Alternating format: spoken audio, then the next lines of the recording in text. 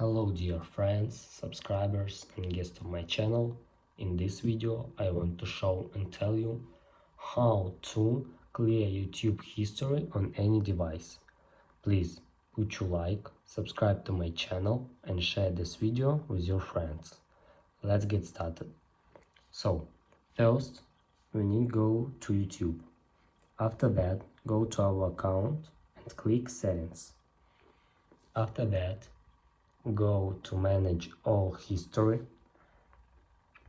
wait some seconds, and after that scroll down a little, and if you want to delete one separate link you must click on this cross, and that's all.